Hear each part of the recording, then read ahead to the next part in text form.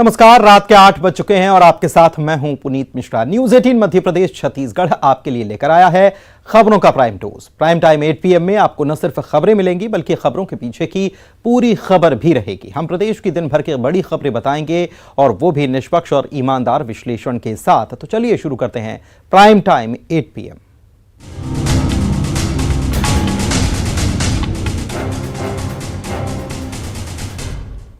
तो prime time 8 PM में बात सबसे पहली बड़ी खबर की। सीएम शिवराज सिंह चौहान की अध्यक्षता में आज कैबिनेट की अहम बैठक बुलाई गई थी और इस बैठक में कई महत्वपूर्ण फैसलों पर मुहर लगा दी गई। लेकिन जिस फैसले की सबसे ज्यादा चर्चा है उसका इतिहास व्यापम से जुड़ा है। सरकार ने व्यापम का नाम बदलकर प्रोफेशनल एग्जामिनेशन बोर्ड यानी कि PEB किया था, जिसे एक बार फिर से बदल दिया गया। PEB अब मध्य प्रदेश कर्मचारी चयन बोर्ड हो चुका है, यानी कि व्यापम PEB बना और PEB अब MP कर्मचारी चयन बोर्ड बन चुका है।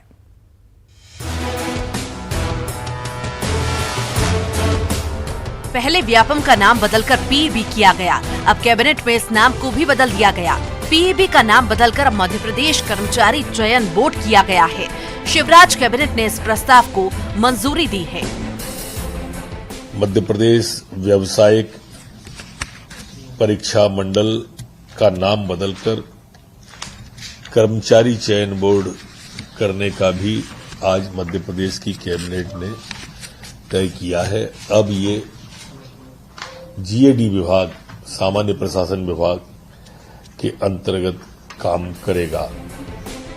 लेकिन चर्चा ये है कि मध्य प्रदेश में शिक्षा जगत के सबसे बड़े व्यापम महाघोटाले के दाग मिटाने की एक बार फिर से कोशिश की जा रही है। यही वजह है कि नाम बदलने को लेकर अब कांग्रेस ने सरकार को घेरना भी शुरू कर दिया है। प्रदेश कांग्रेस प्रवक्ता अजय सिंह यादव का कहना है कि व्यापम का नाम बदलने से बीजेपी के पाप नहीं धुलेंगे। व्यापम का नाम बदलने से भाजपा सरकार के पाप नहीं धुलेंगे। एक पीढ़ी का भविष्य खराब किया व्यापम के माध्यम से। सैकड़ों लोगों की संदिग्ध मौत हुई व्यापम के घोटाले को छुपाने के लिए। भाजपा सरकार कुछ भी कर ले, पाप नहीं धुलने वाले हैं। नाम बदलने की सियासत से अलग शिवराज कैबिनेट की बैठक में कई अहम प्रस्तावों को भी हरी झंडी मिली है। कैबिनेट ने MP स्टार्टअप नीति 2022 को भी मंजूरी दी है, जबकि घुड़सवार फराज खान को जर्मनी में प्रशिक्षण के लिए 50 लाख देने के प्रस्ताव को मंजूरी मिली है। साथ ही ये भी फैसला हुआ है कि नर्मदा एक्सप्रेसवे का प्रस्ताव भी केंद्र सरकार को भेजा जाएगा। फराज खान जो घुड़सवार हैं हमारे 19वें एशियन गेम के, उनकी प्रशिक्षण की और तैयारी के लिए 50 लाख रुपए आज फराज खान को देने का, विदेश जाके शिक्षा ग्रहण करने के लिए देने का तय किया है। प्रदेश के विकास में मील का पत्थर साबित होने के लिए जो प्रस्तावित नर्मदा एक्सप्रेस वे को सैद्धांतिक स्वीकृति आज कैबिनेट के लिए दी गई है, जो भारतमाला परियोजना के अंतर्गत इसको लिए जाने का प्रस्ताव पारित करके भेजा है केंद्र को। निश्चित रूप से ये मील का पत्थर साबित होगा और मध्य प्रदेश के विकास में ग्रोथ का इंजन साबित होगा। जो नर्मदा एक्सप्रेस वे है, बहुत महत्वाकांक्षी योजना है। दरअसल नर्मदा एक्सप्रेसवे से भोपाल, इंदौर समेत 7 जिले जुड़ेंगे। ये भोपाल से शुरू होगा, जो डिंडौरी, जबलपुर, ओबेदुल्लागंज, बुदनी, नसरुल्लागंज, संदलपुर, करनावत, इंदौर, धार, सरदारपुर से झाबुआ जिले में गुजरात सीमा तक बनेगा। मनोज राठौर, न्यूज 18, भोपाल। तो मध्य प्रदेश का व्यापम घोटाला जो है ये देश भर में सुर्खियों में रहा था, इसने सुर्खियां बटोरी थी। इसके बाद व्यापम का नाम बदलकर PEB प्रोफेशनल एग्जामिनेशन बोर्ड कर दिया गया था और अब उसी PEB प्रोफेशनल एग्जामिनेशन बोर्ड का नाम बदलकर कर्मचारी चयन बोर्ड कर दिया गया है। हालांकि सरकार की इसके पीछे मंशा क्या रही ये समझ से परे है, लेकिन इसके पीछे सरकार की मंशा जो भी रही हो, विपक्ष को मौका जरूर मिल गया और एक बार फिर से व्यापम का घोटाला याद आ गया। लिहाजा विपक्ष इस पर, सरकार पर हमले कर रही है। विपक्ष का आरोप यह भी है कि ये कोशिश जो है व्यापम के दाग को मिटाने की कोशिश है, क्योंकि व्यापम का नाम नहीं रहेगा तो शायद दाग मिट जाए, ऐसा सोचना है। लेकिन विपक्ष हमलावर बना हुआ है। अगली खबर की बात करते हैं और बात इंदौर की। इंदौर ने कमाल किया कचरे से। जी हां, सबसे स्वच्छ शहर है इंदौर और जो सफाई करने के बाद जो कचरा निकलता है, कचरे का क्या किया? एशिया के पहले सबसे बड़े बायो सीएनजी प्लांट का निर्माण कर दिया गया। अब इसका प्रधानमंत्री नरेंद्र मोदी कल यानी कि 19 फरवरी को शुभारंभ करेंगे। मुख्यमंत्री की मौजूदगी में पीएम के हाथों वर्चुअली शुरू होने वाला इको फ्रेंडली प्लांट 5 साल से लगातार देश में नंबर 1 रहने वाले इंदौर के खाते में एक और खूबी डाल देगा। देखिए रिपोर्ट।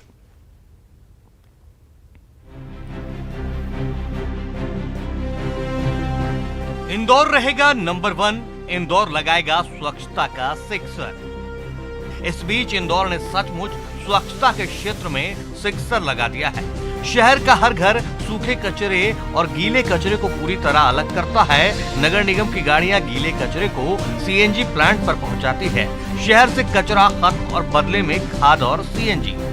इस प्लांट में रोजाना लगभग 18,000 किलो सीएनजी गैस और 100 टन जैविक खाद का उत्पादन होगा, यानी आम के आम गुठलियों के दाम। प्लांट कंप्लीट हो गया है। ये अपने आप में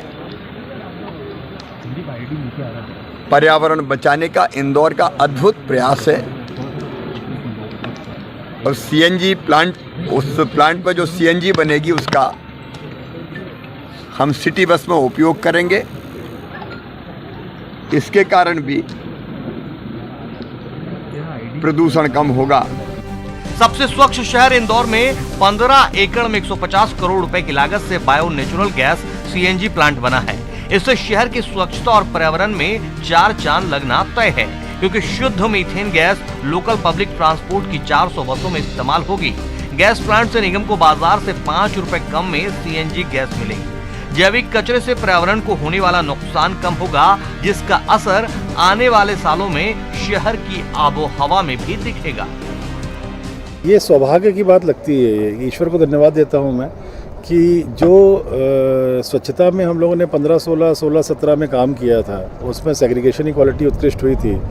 उसके कारण अगर ये प्लांट यहाँ आया, इसका शिलान्यास जब मैं कलेक्टर था तब हुआ। ऑफ कोर्स काम नगर निगम करता है, कमिश्नर नगर निगम ने प्रतिभा पाल जी ने किया पूरा काम इसमें, पर रीज़न जो बना कि जनता की जो जागरूकता हुई थी 16-17 में, 17-18 में, उसके कारण अगर ये प्लांट आ रहा है तो इस तरह का स्वरूप देखते हुए सोचा नहीं था कभी। जब 15-16 में हम लोगों ने काम करना शुरू किया था, कभी नहीं सोचा था कि शहर स्वच्छता में या वेस्ट प्रोसेसिंग में इस लेवल पे जाएगा। कोरोना काल में सिर्फ 15 महीने में ये प्लांट बनकर तैयार हुआ है, जिसमें जर्मनी और डेनमार्क की आधुनिकतम टेक्नोलॉजी की मशीनें लगी हैं। सही मायने में इंदौर की जनता प्रधानमंत्री से बधाई पाने की पात्र है, क्योंकि इंदौर देश का इकलौता शहर है जो घर घर से सूखा और गीला कचरा अलग अलग करता है, जिसकी वजह से ही इतना बड़ा सीएनजी प्लांट इंदौर में बनना मुमकिन हो पाया है। दरअसल बायोगैस से सीएनजी बनाने वाला ये पंप इशारा कर रहा है कि आने वाली पीढ़ी के हाथों में इंदौर कैसा सौंपा जाएगा। इंदौर 5 साल से देश का सबसे स्वच्छ शहर है। गीले कचरे और सूखे कचरे को पूरी तरह से अलग अलग करता है। इसके साथ ही अब बायोगैस प्लांट में इतनी सीएनजी गैस पैदा की जाएगी जो पूरे शहर के पब्लिक ट्रांसपोर्ट को चलाएगी, जिससे आने वाले वक्त में प्रदूषण और कम होगा। अरुण कुमार त्रिवेदी, न्यूज़ 18, इंदौर। तो एशिया के सबसे बड़े प्लांट से दोहरा फायदा होने वाले हैं। शहर भर के कचरे से सीएनजी बनाई जाएगी, गीले कचरे से, और इसके अलावा सीएनजी तो बनेगी लेकिन खाद भी बनाई जाएगी और खाद ऑर्गेनिक होगी।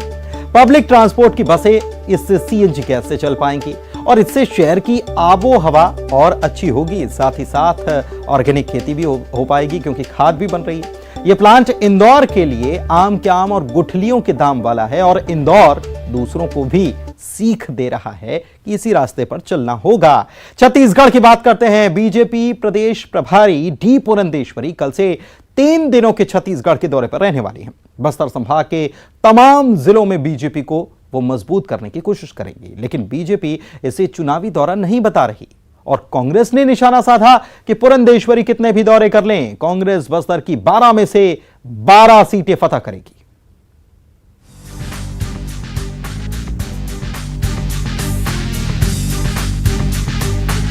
छत्तीसगढ़ में चुनाव अभी दूर है, लेकिन दिग्गजों का दौरा शुरू हो चुका है। खासकर बीजेपी लगता है कि अभी से अपनी तैयारियों में जुट गई है, क्योंकि बीजेपी प्रदेश प्रभारी डी पुरंदेश्वरी छत्तीसगढ़ के 3 दिवसीय दौरे पर आ रही हैं। बताया जा रहा है कि प्रदेश प्रभारी 19 से 21 फरवरी तक बस्तर के अलग अलग जिलों में कार्यकर्ताओं और संगठन के पदाधिकारियों की बैठक लेंगी।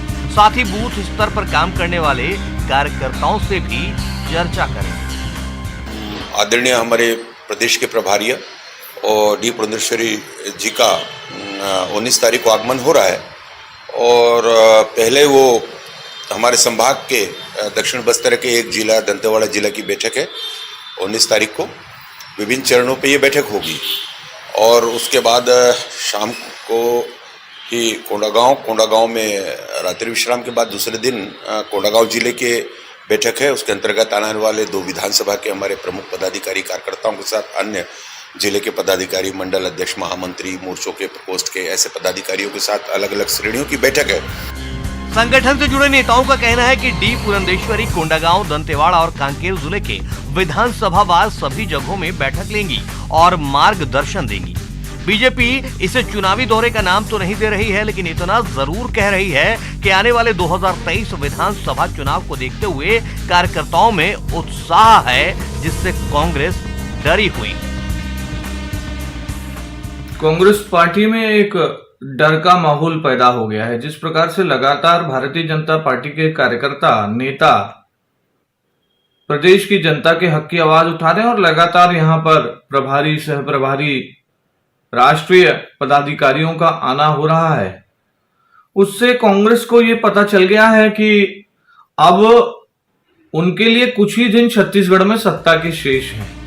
हालांकि प्रदेश कांग्रेस अध्यक्ष मोहन मरकाम ने निशाना साधते हुए कहा है कि बीजेपी की प्रदेश प्रभारी डी पुरंदेश्वरी चाहे बस्तर में कितने भी दौरे कर ले, लेकिन कांग्रेस पार्टी बस्तर की 12 सीटें जीतेंगी। दावा किया है कि आने वाले 2023 के विधानसभा चुनाव में बस्तर के साथ साथ प्रदेश में एक बार फिर कांग्रेस का परचम लहराएगा। जो भारतीय जनता पार्टी के नेताओं में, कार्यकर्ताओं में हताशा का दौर से गुजर रहे हैं, जिसके कारण मुझे नहीं लगता कि 2023 के चुनाव में हम हमारे सामने टिक पाएंगे और फिर से जो भारतीय जनता पार्टी कभी छत्तीसगढ़ में सरकार में नहीं आ पाएगी। दरअसल बस्तर और सरगुजा संभाग बीजेपी की कमजोर कड़ी है और इसी को मजबूत करने के मकसद से चुनाव से पहले ही बीजेपी ने 26 सीटों को ध्यान में रखकर अपना मिशन शुरू कर दिया है। लेकिन आगे आगे देखिए होता है क्या। Bureau report, news 18। तो बस्तर और सरगुजा संभाग में विधानसभा की कुल मिलाकर 26 सीटें आती हैं। डी पुरंदेश्वरी का दौरा 26 सीटों के मद्देनजर माना जा रहा है, क्योंकि बस्तर और सरगुजा में बीजेपी कमजोर हुई है। ये नतीजे बताते हैं, विधानसभा जब चुनाव हुआ था उसके नतीजे बता रहे थे। लेकिन दौरे को लेकर कांग्रेस खेमे में भी खलबली मची हुई है और इसलिए कांग्रेस फिर से बस्तर और प्रदेश जीतने के दावे कर रही है। अब दावों में, किसके दावों में कितना दम है और कितनी मेहनत जो बीजेपी कर रही है उसका कितना प्रतिफल निकलकर सामने आएगा, ये तो चुनाव बताएंगे। अभी दोनों अपनी अपनी तरफ से दावे कर रहे हैं और प्रयास कर रहे हैं एक दूसरे को पटखनी देने के। वक्त एक ब्रेक का हो चला है, जल्द लौटेंगे।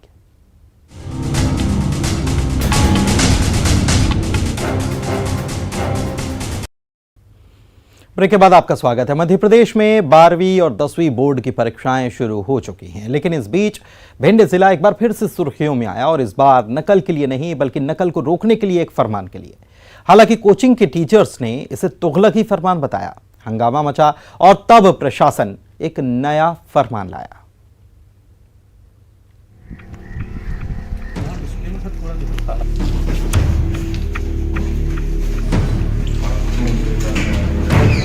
भिंड में नकल पर नकेल कसने के लिए दिए गए तुगलकी फरमान पर न्यूज़ 18 की खबर का बड़ा असर हुआ है। हंगामे के बाद डीईओ की तरफ से नए आदेश जारी किए गए हैं, जिसमें विशेषज्ञ शिक्षकों को अब थाने की जगह विश्राम गृह या बीईओ ऑफिस में बैठा कर रखा जाएगा। हाँ, पेपर 5 तारीख को है 10th क्लास का। पेपर 10th का है, अब कल से स्टार्ट है 10th की पेपर। हाँ। दरअसल पहले जिला शिक्षा अधिकारी ने फरमान जारी किया था कि जब तक बोर्ड की परीक्षाएं होंगी, विषय विशेषज्ञ कोचिंग टीचर थाने में हाजिरी लगाएंगे। यानी जिले के जो विशेषज्ञ शिक्षक होंगे उन्हें थाने में नजरबंद करने के आदेश दिए गए थे।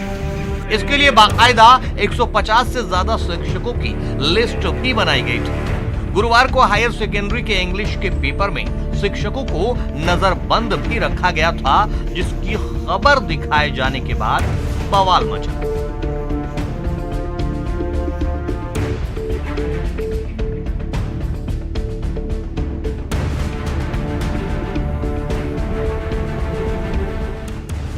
दरअसल भिंड जिला शुरू से ही नकल के लिए बदनाम रहा है, लेकिन पिछले कुछ सालों से शिक्षा विभाग समेत पुलिस और प्रशासन के प्रयासों से नकल पर काफी हद तक नकेल कसा गया है। गुरुवार से एक बार फिर से एमपी बोर्ड की परीक्षाएं शुरू हुई, तो ऐसे में नकल को रोकना एक बार फिर से शिक्षा विभाग समेत पुलिस और प्रशासन के लिए चुनौती बन गया। लेकिन जिला शिक्षा अधिकारी द्वारा नकल को रोकने की दिशा में आनन फानन में जारी किया गया ये आदेश तुगलकी फरमान जैसा था, जिसे वापस लेना ही था। अनिल शर्मा, न्यूज़ 18, भिंड।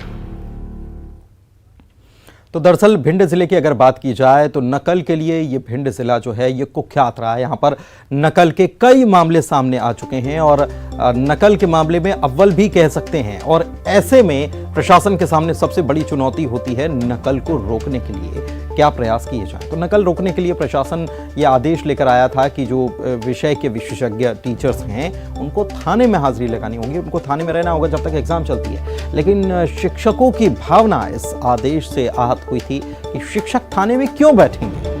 इसके बाद सवाल उठे और इसके बाद जिला प्रशासन ने इस आदेश को वापस लिया और अब ऐसे शिक्षक जो विषय के विशेषज्ञ हैं, जब उनके विषय का पेपर होगा, अब उनको थाने की जगह सम्मान से गेस्ट हाउस में रुका जाएगा शिक्षकों को। तो शिक्षकों का सम्मान भी बना रहेगा और साथ ही साथ नकल पर नकेल भी कसी जा सकेगी। प्राइम टाइम 8 PM में इतना ही। नमस्कार।